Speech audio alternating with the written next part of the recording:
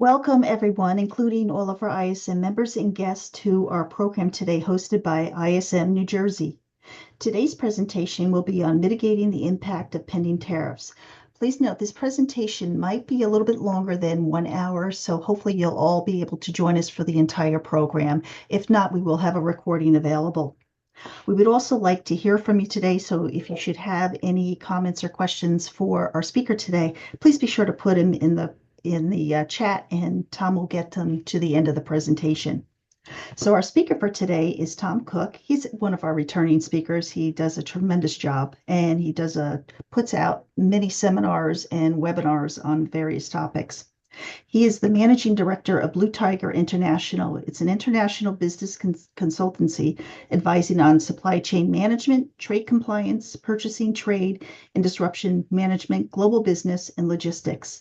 Tom was the former CEO of American River International in New York and Apex Global Logistics Supply Chain Operation in LA.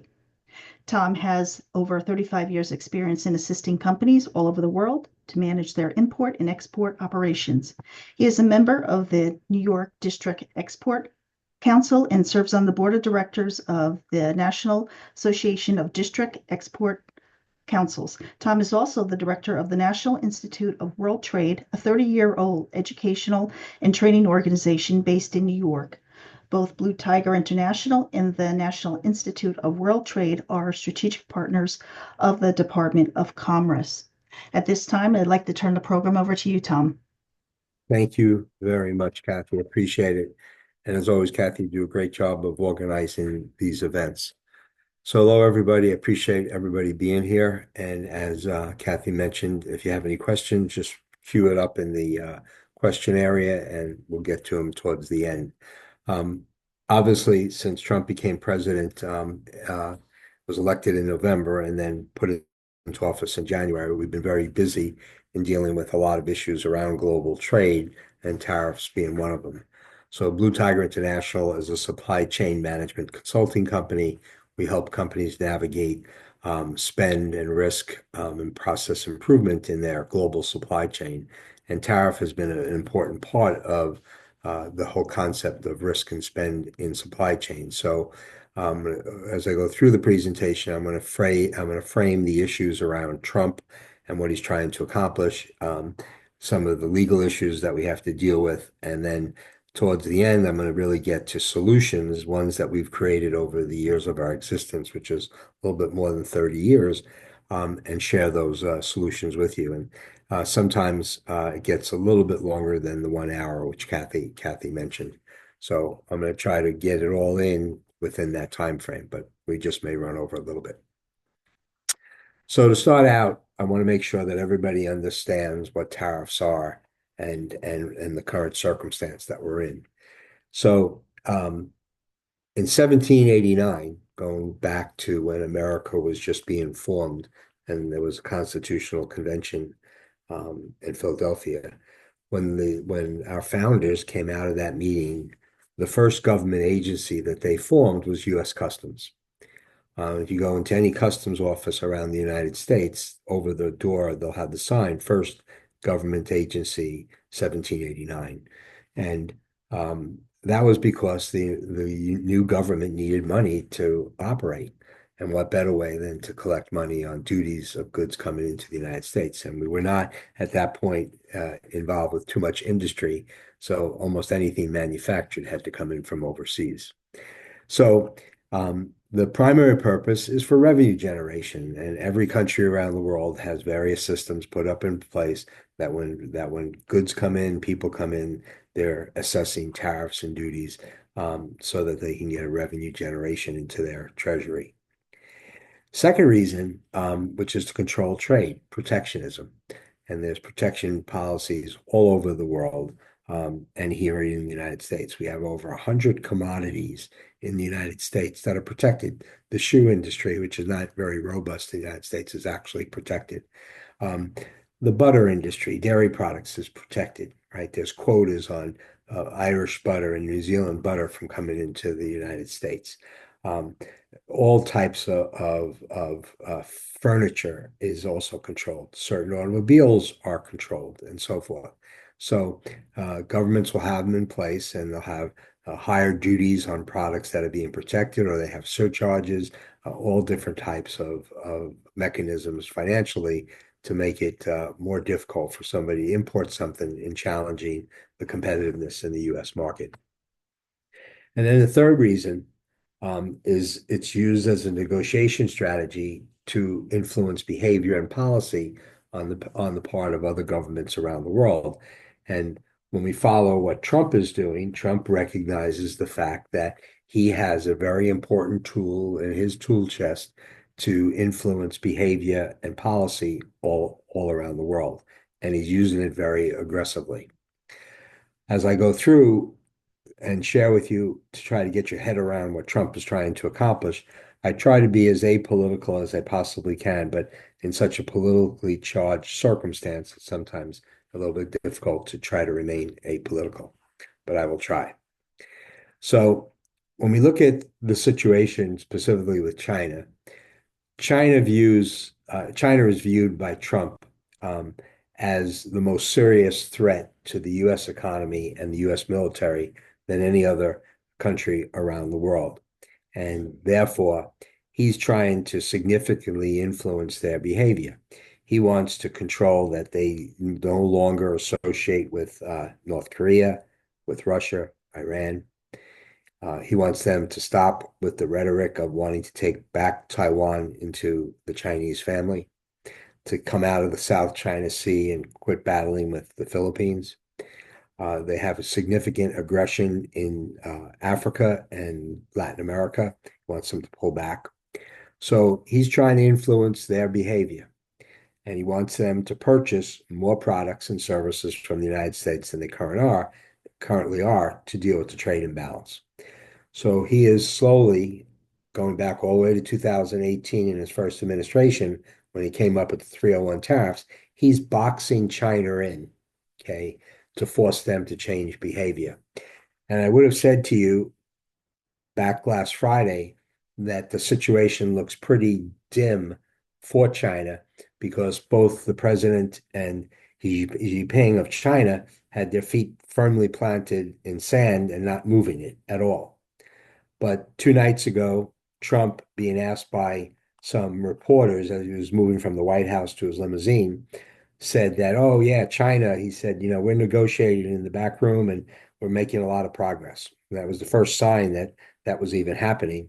Then yesterday at a press conference, he specifically said that and reiterated that there's negotiations been going on since he took office, and they're having a lot of success in that negotiation. And then today he's put out very specifically that the negotiations are going very well, and most companies will be very happy because he plans on lowering those tariffs that he put into place pretty dramatically. So again, appreciate the fact that the situation is evolving as time goes on, and he has this methodology of hitting somebody over the head with a hammer and then backing off and putting a lot of band-aids on the hole in the head that he just put. So it's kind of a strategy that he uses. He wants to create what he calls fair and reciprocal trade all over the world, because if you look at the average duty rate when countries around the world sell into the United States, our average duty rate is somewhere between 4 and 5%. If we go of what the duty rate is around the world, it's closer to 8 to 9% around the world. So it's almost twice as much everywhere else. Okay. And the amount of money that we spend in buying things from them is nowhere comparable to what they buy from us. So he's looking to try to create favorable trade imbalances and these fair and reciprocal tariffs. Okay. And I would think that most people would tend to agree that those are desirable goals and so forth. But I think we would all take pretty serious exception to the fact that his methodology, because he's created such disruption, he's created such chaos and uncertainty, that the methodology to get there really is a little bit out there and would be certainly questionable. So a few weeks back, he had this press conference and he brought out what you see on the left side of the screen. He brought out 4 of these plates saying, here's going to be the tariffs for the rest of the world. and he had tariffs as high as 175%, all going down to about 10%. Every country in the world that we deal with is impacted. Um, so if you look to the right side of the screen, you see the book there, The Art of the Deal. He wrote that 30 years ago. And to try to understand his methodology, if you read that book, he talks about when you're negotiating with the party on the other side of the table, create a certain amount of disruption, uncomfortableness, some of the words that he uses, uneasiness, make them, somewhat disrupted, because when you negotiate with them, when they're in that state of mind, you'll have advantage over them. So kind of that's how he's negotiating with the world. And if you really followed him from the 2017-18 first administration to where he is today, that's kind of his methodology.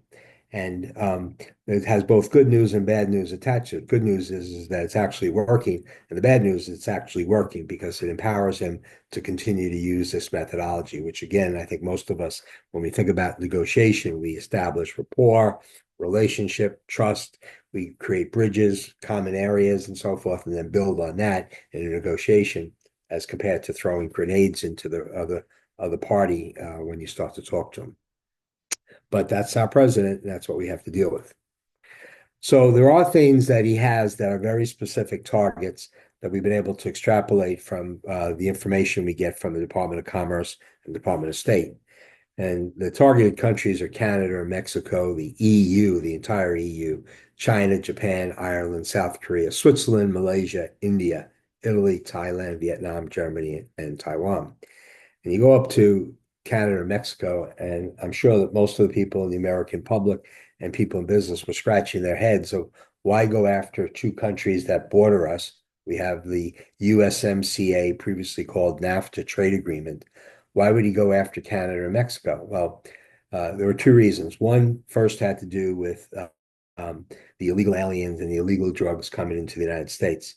We generally don't think of Canada in that regard, but about 20% of the bad guys and the bad drugs that come in through the northern border. The 80% comes through Mexico. So he wanted, in both cases, Canada and Mexico, to bring additional manpower and resources to the border to help U.S. stem the tide of illegal aliens and illegal drugs. So that was done early in his presidency in January, and he got a pretty good response pretty quickly from Canada and Mexico. Mexico moved 10,000 troops to the border, and Canada didn't move troops to the border, but they moved a significant amount of resources and technology to the border to help stem the tide. And in fact, it's working. About 98% effective results in stemming the tide of both illegal aliens and drugs is taking place. The numbers are pretty outstandingly well, and that's a good thing.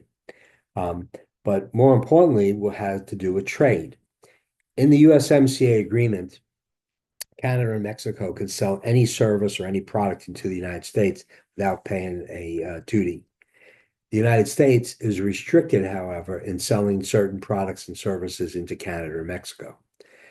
And exactly one example is that if you went on Park Avenue in New York City, you would see several Canadian banks up and down the street. If you go into Toronto, okay, or Vancouver, you will never see any U.S. financial institutions or banks there because we're prohibited from bringing the banks and financial services into Canada. Mexico has certain restrictions on agricultural and alcoholic products. So what he wants to accomplish is if we really have a free trade agreement with our partners on both sides of our border, then they should be open to all the products and services that we have to sell. And we know, as a matter of fact, those negotiations are going on right now, and they're getting very close to being almost completely successful. The rest of the world, he wants to see what he refers to as fair and reciprocal trade, meaning that what we have as duties coming into the United States, they want to see have duties the same, reciprocal to the United States overseas. So, in fact, more than 100 countries now have already acquiesced to the president and have either offered reciprocal tariffs or zero tariffs, meaning that they've gone to, the degree of saying, if you eliminate the tariffs for us, we'll eliminate the tariffs for you. A lot of people don't realize that in 2018, he called a meeting with the 10 top trading nations of the United States and offered to them back in 2018 a 0% trade deal with all 10 countries. China, Canada, and Mexico walked out of the meeting saying that they have no interest in accomplishing or doing that. So the whole meeting fell apart. So now here we are, some 5 years later, and he is now in a much stronger position and is actually getting a tremendous amount of success, right? And it's both good news and bad news because it's successful. So that's the good news for us. Okay, the bad news is it's successful because it empowers him to use this disruption strategy in order to achieve the results. He's also targeting certain types of goods, industrial goods, aviation products, automotive products, farm and medical energy transportation. And another product that we've seen now a significant amount of difficulty with is solar panels coming into the United States and equipment that services solar panels as well. And there are a number of ports, particularly in the South in the United States, that are receiving these goods, and we're having a real difficult time with customs and bringing these things in across the country. So these are the targeted countries, and these are the targeted industries that he is threatening. Now, as everybody knows, 3 weeks ago, he had that announcement that he's going to put all these reciprocal tariffs in place. And then about a week later, he put a 90-day pause on that. He put a 90-day pause on it because the administration came to him in the Department of Commerce and said to him, all these countries are lining up and offering us exactly what you want, which is reciprocal tariffs or 0% tariffs. So the trade administration said to him, you really want to step back on this because you're punishing all these countries and they're actually falling in line with exactly what you want. So that's why he put the 90-day pause. So the goal of this is that within the 90 days, the majority of countries around the world will have acquiesced and will have new trade deals with all these countries. And the trade deals have two parts to it. One is that they're lowering their tariffs to compare with the United States or go to zero, and they're agreeing to purchasing significant amount of U.S. products or making specific investments in the United States economy. And the International Trade Administration is actually keeping a record of all these deals and so forth. And the number is close to $500 billion of purchasing going on in the United States that wouldn't have happened unless these negotiations were taking place. So on both of those fronts, the president is actually successful in accomplishing or getting to the goals that he's looking for. So one of the things that we have to be concerned about in supply chain is obviously following all the regulations of the various government agencies that govern import and export trade from and to the United States. And appreciate as fast as he's coming out with these executive orders and making these changes is as fast as we have to be paying attention to these things. And our company, as consultants, about 60% of our business is proactive, like a conversation like this, where we're advising and guiding. But 40% of the business is reactive, where one of these government agencies has knocked on the door of one of our clients and said, hey, we're going to audit or we're going to review or asking for information or questions because they're now looking into an investigation that they've done something wrong. So the concept here is that we in supply chain have to pay attention to Customs, Border and Protection, the Department of Transportation, Department of Homeland Security, who also has field offices out there with U.S. Customs, Department of Justice, and the Department of Justice shows up, you got to be real careful because that usually means there's a criminal prosecution going on. Department of Commerce, and specifically the International Trade Administration, Treasury, State, Department of Defense, the Federal Maritime Commission, and dependent upon the nature of your supply chain and the business model you're in, there are other government agencies, as many as 28 of them, that such as the FDA, the USDA, Alcohol, Tobacco, and Firearms, Center for Disease Control, and so forth, that control various other types of products that we bring in and or export, that we have to be paying attention to these regulations and changes. And appreciate that more than 120 executive orders have come out that specifically relate to trade and supply chain impacts. Customs is the gatekeeper for a lot of older agencies such as Department of State, Department of Treasury, Department of Homeland Security, Department of Energy, and so forth, because Customs has the manpower at the border. Those other agencies don't have that bandwidth or infrastructure to cover that kind of geographic area, so they outsource it to U.S. Customs. That's why sometimes you'll have an issue with the Department of Energy, but it's a customs officer who's knocking on your door.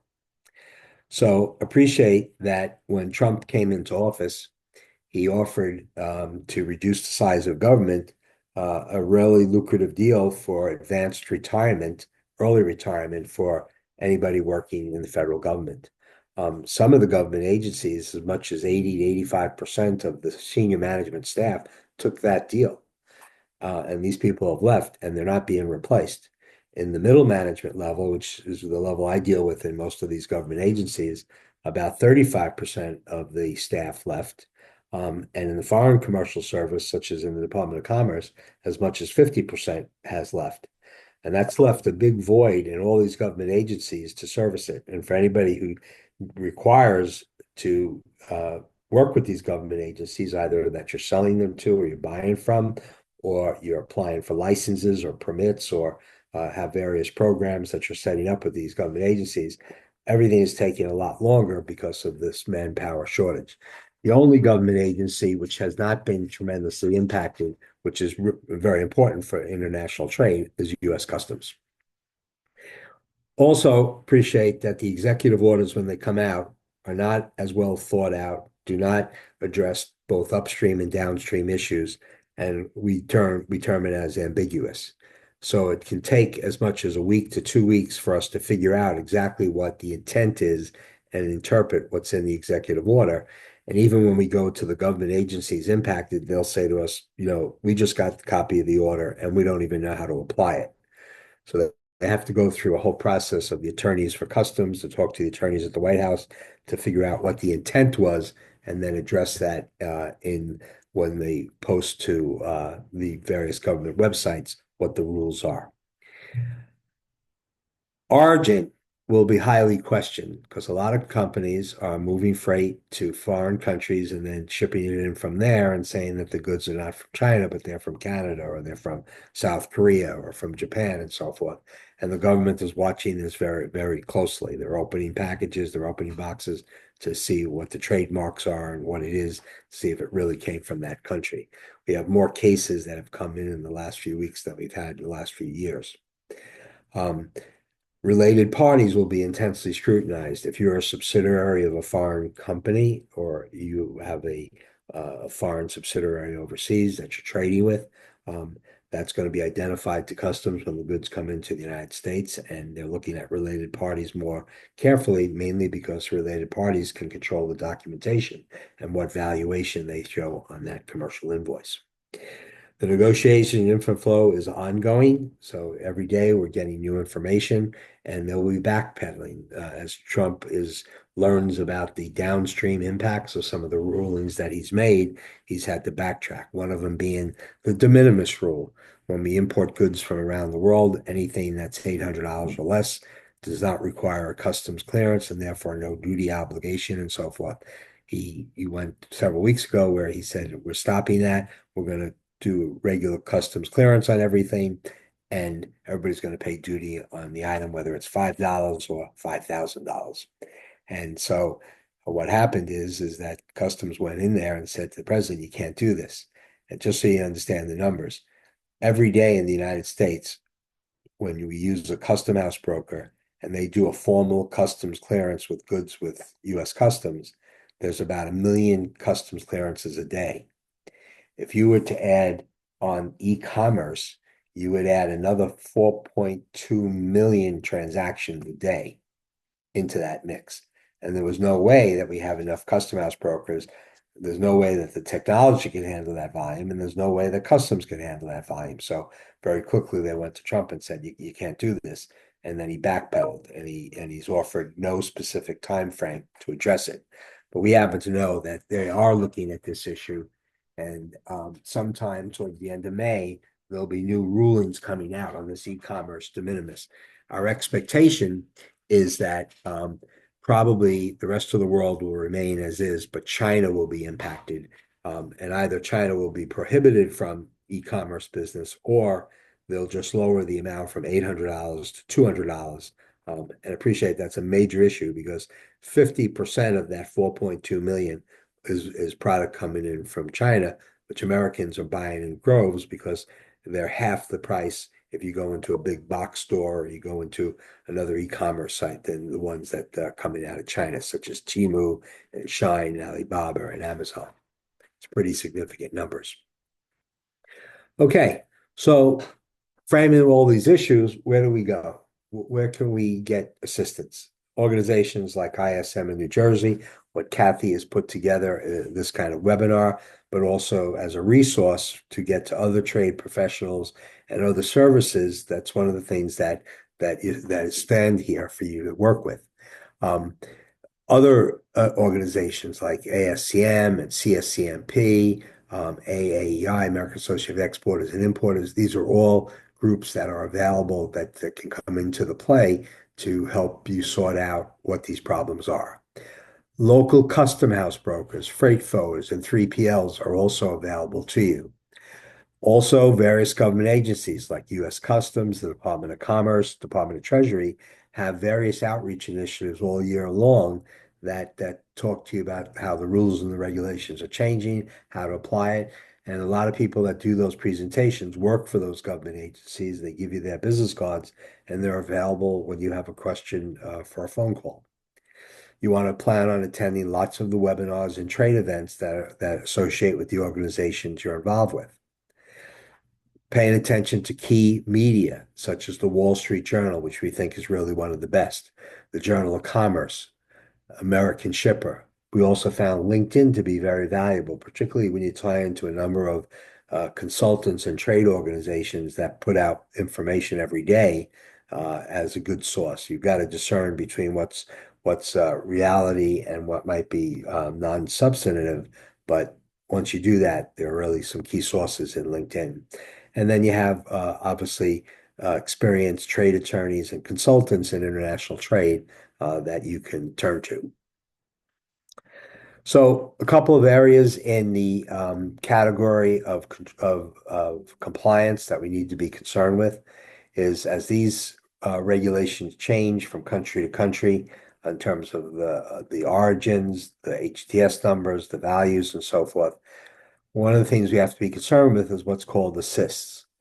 If we, as a importer, work with the foreign supplier in helping them manufacture the goods that we're going to import, such as might giving them machinery or equipment, tools or dyes, intellectual property rights, technology, and give that to them so that they can now produce a product less expensively than we can here in the United States. That's called an assist. And Customs has a formula to determine the value of that assist, and that has to be added on to your commercial invoice as an added amount of value that you declare to pay duty on. Customs is looking to make sure the documentation is accurate and clear, such as when you put down on the documentation the origin of the goods are Canada. Well, they need to be manufactured in Canada. Where did it become what it is in Canada, not goods that might move from China to Toronto and then from Toronto to the United States. We probably have 3 or 4 cases we have in our business where companies have done that and now have gotten caught and they're being pursued by U.S. Customs. Record keeping has to be in order. Record keeping for imports and exports is 5 years, but always appreciate that other government agencies have longer time frames that documentation needs to be kept, such as the FDA requires it for as much as 20 years on certain products that are under their surveillance. Valuation becomes an important issue because companies want to see the opportunity to pay less duty. So if there's less value on the commercial invoice, they pay less duty. So having suppliers change their valuations on invoices, which is a no-no, is something that they're watching out very carefully. Certain products, both on the import and export, require licenses and permits, not only here in the United States, but the country that we're buying from or selling to. We have to make sure those are in place. packing, marking, and labeling issues are all under customs scrutiny. Okay, not only here on our imports, but to the countries that we sell to. Forced labor is still a major issue on imports out of China and imports out of certain countries in Africa. And customs doesn't have to have direct evidence that you're involved with forced labor. They can have suspicion that the nature of your supplier has forced labor in their supply chain. And it dips down to their not only the main supplier you buy from, but their tier one and tier two suppliers that provide them the raw material and components of the products they make. The government requires you to have three processes in your supply chain. The first is that you act with due diligence. The second is you act with reasonable care. Due diligence, reasonable care, in summary, means that you understand and you know what the regulations are for importing and exporting, and you've built controls in your supply chain to make sure you're doing everything you're supposed to do from a due diligence, reasonable care perspective. Supervision and control refers to the fact that you're using a freight forwarder or a custom house broker or a 3PL as an intermediary in your international trade. And if you do that, you have to supervise and control that activity, which means that you have to have somebody on your staff who has basic knowledge of imports and exports and knows how to bring that into regulatory control.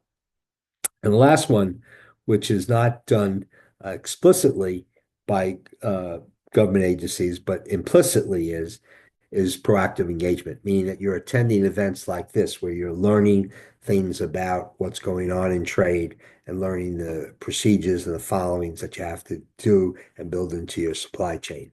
In a lot of audits that we've been in, we've seen customs ask the question, how are you keeping advised of the regulations? How are you keeping up with the rules that are amended on a daily basis and so forth?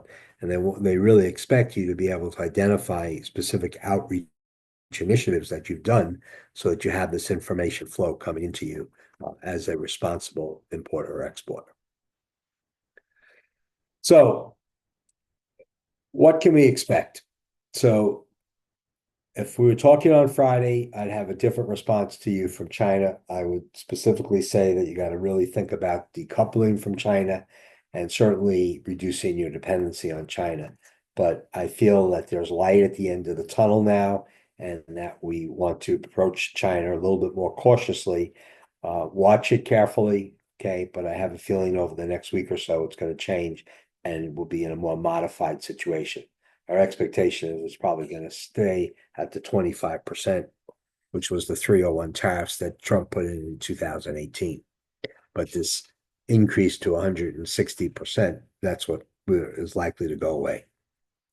Canada and Mexico, as we talked about earlier, have pretty much acquiesced to the things that's important. So we expect USMCA to go back to the normalization within the next couple of weeks. Fair and reciprocal tariffs has been put on pause, and we do expect as well because so many countries have lined up. I heard yesterday in the news that 34 countries are queued up waiting to come in to speak to the people at the International Trade Administration and the White House. De minimis rulings, as I mentioned earlier, are going to come out probably the middle to the end of May, and we expect that the rest of the world will be kept as it has been, $800, but China will probably have some sets of restrictions on what they can and can't do. Sanctions have increased since Trump has come into office, specifically against Russia and China and Venezuela. And he uses the concept of sanctions as a weapon to, again, influence behavior. Steel and aluminum, Trump believes that the infrastructure of the United States is failing and needs to be reconditioned and rebuilt and reconfigured. Steel and aluminum is necessary for that to happen. So he wants to see the steel and aluminum made here in the United States. A number of foreign companies from overseas have already committed to building steel and aluminum factories here in the United States. But the reality is that the demand that we have for steel and aluminum is so great, even if we got another 15-20% of factories up and running in the United States, we still wouldn't be able to meet the demand here. So there's still going to end up being imports in there. So we expect at some point in time, the steel and aluminum 25% surcharge will start to come down. The war in Ukraine, Trump obviously put out there that he was going to resolve this war in a few days after he took office. And here we are some 4 months later, and that's not the case. Both the president of Ukraine and president of Russia have their feet solidly in the ground and holding fast into their decisions. And having said that, up until noon today, I saw a message come out from noon that Putin has put onto the table, if you give us Crimea without any challenge, we'll pull all our troops out. So that's obviously some degree of progress because they're already in Crimea before they invaded Ukraine this last time. So we'll see what happens there. Hamas and Israel, Trump's involvement has brought back a number of hostages and has also quieted down the actual level of intensity of the fight. So we expect that as time moves along, that will continue to lessen. What's the future of Gaza? That remains to be seen in the Palestinians, but at least the violence side of it is mostly in our rearview mirror. Panama Canal is not going to be retaken over by the United States. Trump has got two things that he wanted. A U.S. company now controls both the port authorities at both ends of the canal. And he's got in a situation where China is now in a subordinated position and the U.S. is in a senior position of influence in the canal. And that's more of what he wanted to accomplish rather than actually taking it back. Canada is the 51st state. Unlikely to happen. There's no taste with the Canadian people for the majority of them to want to become part of the United States. The acquisition of Greenland, however, is potentially likely because there's as many people both in Greenland and Denmark that would like to see it acquired by the United States, both for economic and military reasons. So we know that those negotiations are still going on and are very serious. And in the last 2 weeks, the United States is negotiating both with Great Britain and India for either a free trade agreement or a more reciprocal trade arrangement. Yesterday, the vice president who was in India announced that the framework for a free trade agreement was put into place. And now all the administrators in both the Indian government and the American government will work out all the details. And he figured in about 2 weeks, a presentation will be made and a settlement in that agreement. And one of the good things about India, besides they have a tremendous manufacturing prowess, second to China, but being second to China, they actually become an alternative sourcing location for goods coming that would normally be manufactured in China, now can be easily moved to India. So when we look at tariffs, it's the origin of the goods. Where did they become what they are? Where were they manufactured? Or where do they come out of the ground if it's a raw material? What is its classification? The harmonized tariff number, the 10-digit code. Okay. If you look on a graph, one side is origin, the other side is harmonized tariff, where the two numbers intersect. That's the duty rate. And 99% of the world works that way. So when we talk about mitigating strategies, which I'm going to go into now, the key issue is to understand that what we really want to change is the harmonized tariff number. If we change the origin, if we change the supply chain steps, the manufacturing process, you then can impact the tariff application. Sometimes you can't impact the tariff directly, but you can impact things that relate to what we refer to as the landed cost. To get to the landed cost, we have 5 pillars that we use: the acquisition cost, freight, customs clearance, duty and taxes, and the final mile distribution. The acquisition cost is our purchasing department negotiating for a product that comes out of a foreign country. The freight obviously moves it from that country to our point of value here in the United States. We have to customs clear the goods. There's all kinds of fees in doing that. We then have to pay duties and taxes, which are determined by where it came from and what it is, HTS and origin. And then lastly, once we have it in our warehouse or in our manufacturing location, we have to eventually ship it to a client where then we get paid, where the real point of value. So what we look at and what we suggest to companies look at when you're looking at tariff mitigation or risk mitigation in your supply chain or spend mitigation, silo these, and then you can dissect what your costs are, how you operate in each of these silos to see where betterments can be made. So where they've come into play in our 30 years plus of existence, we've identified these 19 solutions. So foreign trade zones and bonded warehouses are at the top of the list because they're locations that sit outside the U.S. economy. And a bonded location, which would be used for warehousing and distribution, you can move goods into those economic areas without having to customs clear and without paying duty. It's only when it comes out of that facility is there an obligation to pay duty. And in bonded, you have 5 years, and in FTZ, you have an unlimited amount of time. In a bonded location, if you bring it in as a widget, it has to go out as a widget. You can't materially change it. Okay. But bonded warehouses are used not only for US distribution, but if we end up selling goods up to Canada or down to Mexico, there would be no obligation to pay duty or taxes because the goods would never have entered the United States. And it's only when the goods going into the United States are released from that bonded location is when the obligation is due. So the first benefit of both bonded and FTZs is that we're deferring our duty obligation to a later point in time. And the cost of money today is very high. So that benefit is very important, particularly to the financial offices of the company. In FTZs, we could also do assembly and manufacturing, which allows us to change the HTS number to get a lower duty rate. And all the cost of that manufacturing or assembly is subtracted from the value declared to U.S. Customs. FTZs and bonded both are short-term and long-term solutions for tariff risk and spend mitigation. Tariff engineering is the legitimate manipulation of a product in order to get a lower duty rate.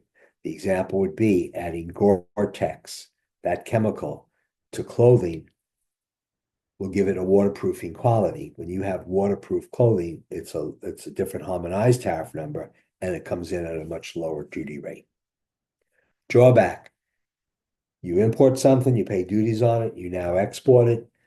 Drawback allows you to go back to customs to be able to collect 99% of the duty that you paid. In 2017 or 18, the General Accounting Office did a study on that, and they said American companies are leaving between $8 and $10 billion on the table of drawback money that they could be able to collect. Freight consolidations is really just bringing your freight supply into a fewer number of companies so you can leverage your spend to get a better deal. In the demand planning area, what we look at, particularly as an import circumstance, how much money is being spent in freight, and of that freight, how much is being spent in air versus ocean. We look at that because air freight is 18 times more expensive than ocean freight when you look at it as a per kilo or per cubic meter basis. So when we ask the question, why are we paying, or why are we importing all this stuff by air freight? The answer is typically, well, we have to rush the things from overseas to get it in. And you say, well, why do you have to rush it in? And it's usually a failure in the demand planning process and things being not ordered timely that causes that issue. So then we focus on the demand planning. So intensive operations training and resources classes like this. Direct shipping directly from suppliers to your customers without moving it to your warehouse, particularly when you're not adding any value into your warehouse. Alternative and near sourcing.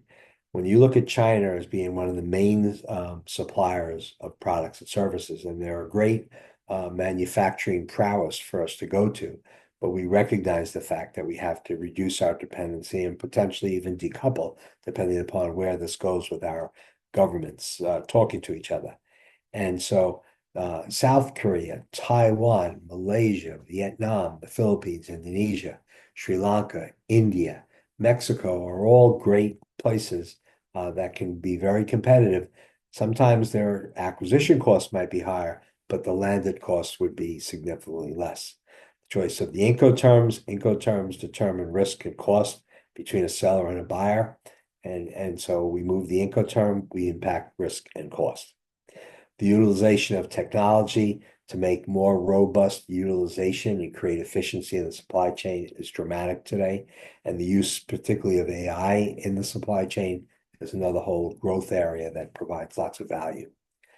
The United States has over 17 free trade agreements that we have in place. And once all this reciprocal tariff stuff sorts out, these are countries that we could sell to where no duty or tax is obligated, or we can buy from and there's no duty or tax obligation. Where we do our warehousing and distribution from impacts cost. Comprehensive, robust landed cost modeling, taking those 5 silos and dissecting it in our supply chain. Bringing in guidance and expertise from outside consultants, some of those parties that I mentioned earlier. Bringing trade compliance management, following the regulations. First sale is another great option for us.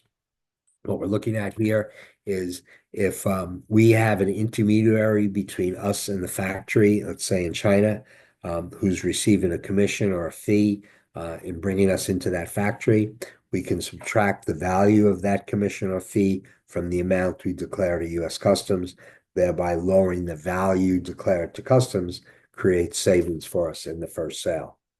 And then we have HTS alterations. The choice of the harmonized tariff number is an interpretive process. And sometimes the interpretation can go to your favor if you can justify it to move it to a different HTS number where you get a better duty rate. So because of the timing and issue, I'm just going to go through a couple of these case studies. But here in this particular place, a company in New York that's in the power supply business came to us. And this happened in Trump's first administration in 2018, where the 301 tariffs were put into place on products they were buying from China. So they were going to be paying 25% more. Now, under the current guidelines, they're going to pay as much as 125% for those same products. Okay, so we made a move for them that impacted their costs by lowering them by 30%. How we did that was we moved them into what's called the Mexican Maquiladora program. Maquiladora program is a manufacturing program in China where they can do manufacturing for U.S. companies, foreign companies, Mexican companies in a swath of land 50 miles wide along the U.S. and Mexico border. And those companies get a tremendous tax benefit and a reduction of on duties and fees coming into their country of parts, components, and raw materials. And when the finished product is now shipped to the United States, there's no duty or taxes paid on it because of the USMCA agreement. And in this particular case, this company, saved literally close to $2 million a year by just shifting its manufacturing to Mexico. In this particular example here, a free trade agreement was used. In this case, Mexico is both a nearshoring, a friendshoring, and a country where free trade agreements come into play.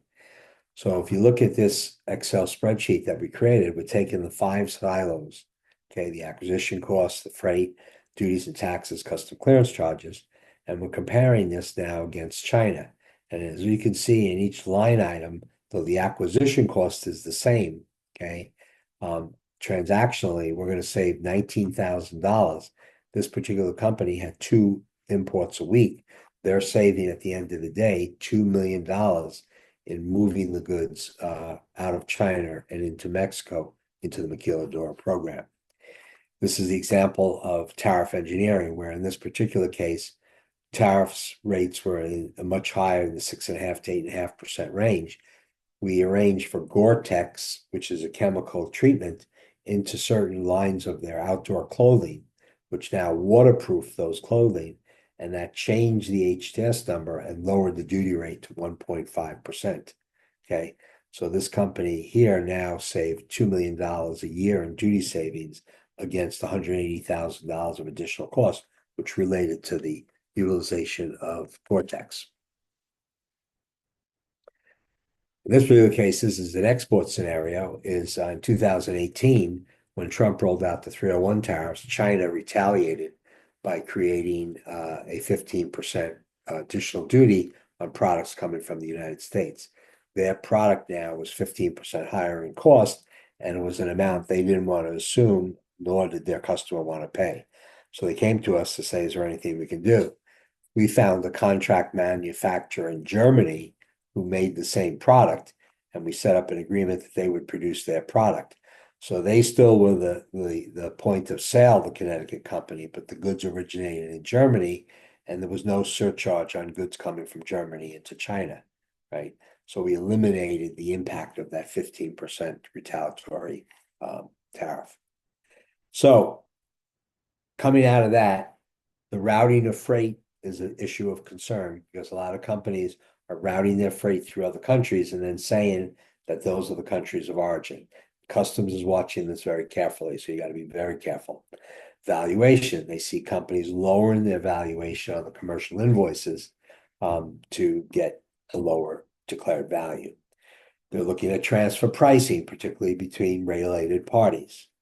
They're looking to make sure people aren't changing the HTS number just for the purpose of getting a lower duty and not doing it legitimately. And lastly, showing the wrong country of origin on the declaration sheet with the hope of getting a lower duty rate. So we developed a process. This is highly recommended that you go through these 4 steps in trying to sort out which of these strategies could work for you. Assessment, and in the assessment, you try to do a benchmarking for like and similar companies. We then create recommendations on a financial model, which outlines what your costs are going to be and what the return on that investment looks like. The operational model answers the question, what do I have to change or do differently in my supply chain to make this suggestion work? And lastly, is implementation, is just making it happen. In all those case studies that I just showed you a moment ago, it takes somewhere between 45 and 60 days to get that program done successfully. Okay.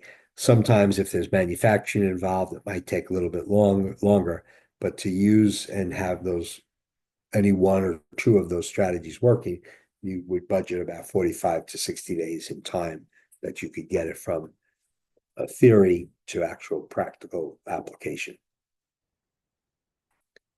So the bottom line is that tariffs have always been a cost of doing business. Okay, but weaponizing tariff causes potentially an influence and change the behavior of the other countries and our trading partners. Okay, but it's done in such a pace and so chaotically that we have tremendous amount of disruption, and which leads to uncertainty. And it's very difficult for people in supply chain to operate in uncertainty. When do I place my orders? Where do I place my orders? How much should I be ordering? What should my level of safety stock be in this circumstance? What options do I have to deal with this, right? This uncertainty is there. But that's who we're dealing with, and that's the circumstances we're dealt. And I don't think that's going to change. And in fact, the strategy is working for the president. So why change it? And then appreciate the fact that in the face of those circumstances, there are strategies that can be developed that have had a successful track record that you can use to deal with this. So in closing, the concept of decoupling from China or at least reducing the dependency is an important issue. We personally believe that the United States needs to reconcile with China because China is an important source of product. They have a tremendous industrial base. They're able to make just about anything, and they make it pretty well. And so, I'd like to see more targeted bringing back manufacturing to the United States and high-end industrial equipment, semiconductors and things like that. But if China wants to make all our shoes and all our clothing and toys and certain food products, let them, because they do it well. They do it, produce a quality product at an inexpensive cost, let them do it. Okay. And appreciate the fact that the more that we buy from them, the more at the end of the day, they buy from us to support a growing middle class. There are a tremendous amount of consumers there now, and also to provide them with the things that we make here that is not made in the United States. We believe you need to show patience in reacting to what's going on, even though you might have the thumb of your management team on top of you. But show aggressiveness in planning. meaning that you want to think out what your options are, okay, but maybe not execute until more time passes because of this back and forth and this roller coaster ride that we're going through. The reality is that our vision, again, extrapolation from all the events and what we have on the inside here, is that most of these things will work their way out successfully. There will probably be a few countries around the world in which they're not negotiating and they'll be penalized.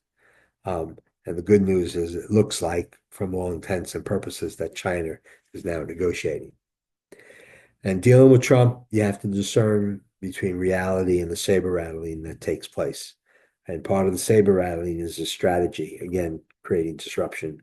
Um, I will mention, it came up in a webinar I did earlier today, is that if you have time on YouTube, there's two great interviews that Mr. Rogan, Joe Rogan did.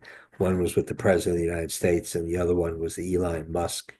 And when you see both of those interviews, it gives you an idea of what they're trying to accomplish, which I kind of outlined a little bit today, but also gives you the answer to the question, why are they moving so fast? Why does it have to be resolved in 3 months rather than 3 years?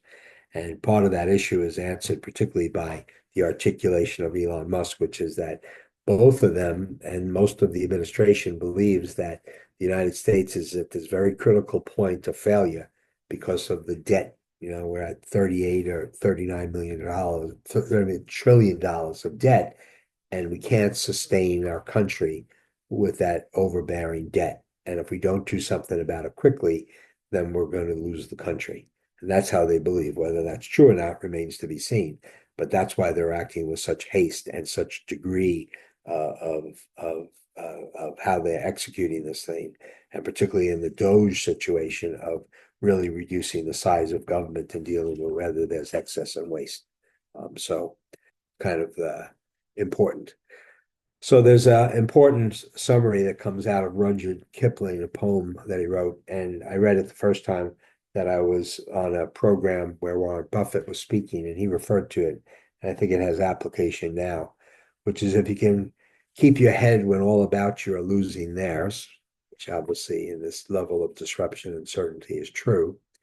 If you can wait and not be tired by waiting, which is exercising patience, if you can think, which is learning what your options are, and not make your thoughts your aim, not your thoughts, you want the goals to be your aim. If you can trust yourself when all men doubt you, right? Certain amount of people not believe the supply chain, what's going on.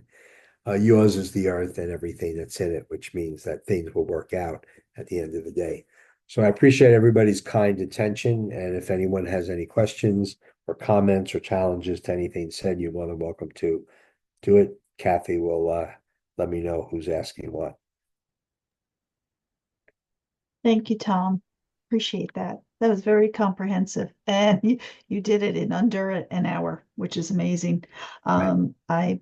I did look in the chat. I didn't see any questions yet. I do see a lot of thank yous. I did see that one person did put a summary in the chat as well, for if anybody wants to look at that, they can definitely click on that before we leave today. But I want to thank you, and I want to thank our audience for for joining us today. And uh, again, we will actually give everybody a copy of the slides, and you'll get a copy of the recording as well. But thank you, Tom, for always bringing the up to date. And when I mean up to date, I mean up to the minute facts to our audience today. Did you have No, any you closing thoughts that you wanted to share with everybody before we end? no, I think with all the doom and gloom that's happening, I feel a lot more optimistic about where everything's going because of the fact that so many countries have lined up. And, while I think most of us who are in supply chain would take issue with how Trump negotiates and creating such uncertainty and chaos. But and to do it so fast, and if you buy into his storyline that the United States is in this critical position because of its debt obligation, we all know that it's huge, and we're spending more money servicing our debt than we're getting out of out of our daily use of our funds. It's like crazy to think about that. I don't think anybody could run a household and be in debt. So I'm feeling a lot more optimistic that he's going to get what he needs here, which the country needs. And I feel great about now that China is negotiating because China is an important partner with the United States and an important market and so forth. And maybe at the same time, we can have a kind of a check mark off of that they're not going to be as belligerent as a adversary as Trump is making them out to be, both militarily and economically. So I see a lot of light at the end of the tunnel here. Thank you, Tom. And I'm thinking, well, maybe maybe a few months down the road, we should have you come back and give us an update. Sure. Actually, a lot of places have talked to me about that already. So, yeah, by then we'll be in a position to do that. Yeah, definitely. Okay, well, thank you very much again. Thank you all for joining us today, and everybody have a great day and we'll all be optimistic now.